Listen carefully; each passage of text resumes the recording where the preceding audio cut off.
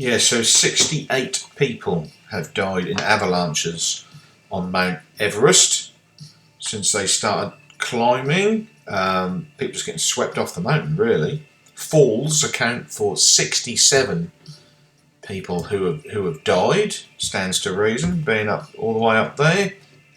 Exposure, just the whole ordeal of the whole saga and the weeks of up and down and different camps, and you eventually succumb to exposure. 27 have died there. Exhaustion, 15 people have died from exhaustion, dehydration. You're getting tired, cold, your body just can't cope with it.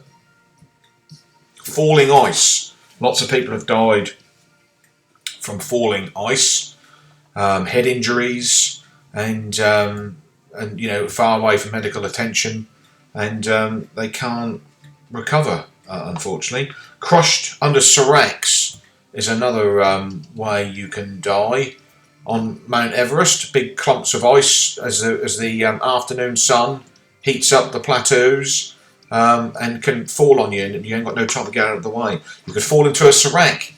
Fall into a crevice, and some of them are bottomless. You keep going down and down and down, and you could be very lucky to survive something like that.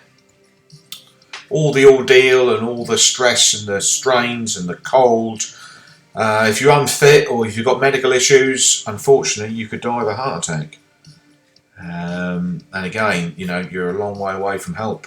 Disappearance. Lots of people disappear on Mount Everest. They get tired up near the top on the way down, and they just disappear. No one knows where they go, other than it's obvious that they just, they walk off the mountain.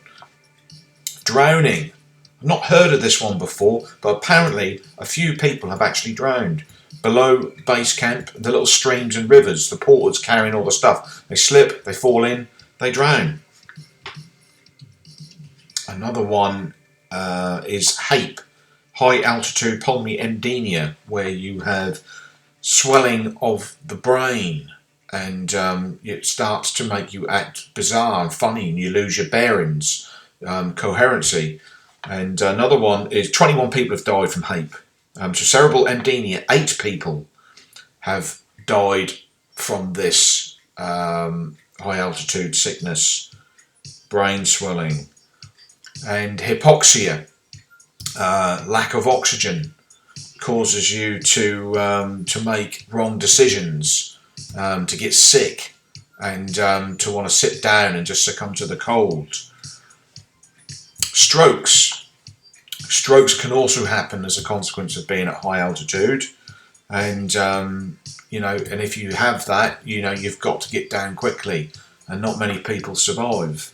Snow blindness. If you get snow blind, you could then get lost, and if you get lost, you could walk off the mountain. So lots of people have died from that too. Frostbite is another one.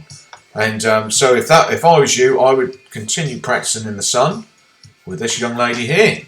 Okay, thanks for watching.